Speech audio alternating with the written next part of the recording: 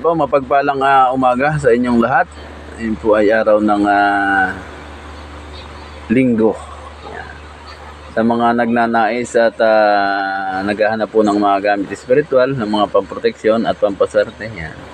Kung kayo po ay merong maibigan, PM nyo lang po ako at sa mga naniniwala sa spiritual. Yan po ang ating mga gamit. Pwede po kayong magtanong, i-message ako sa aking messenger. At kung ano pong mga gamit na inyong hinahanap. Meron po tayo diyan mga mutya, iba't ibang mutya na ating pong pinalilimusan sa mga interesado po at naniniwala sa spiritual. Yun po ang ating mga gamit. Ayan po ang ating mga pampaswerte na andyan.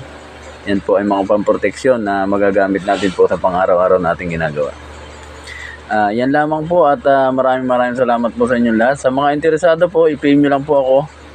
At tayo po ay ating pong pag-usapan yung gamit na inyong mga hinanap. Yan lang po at mapagpalang umaga po sa inyong lahat. God bless po.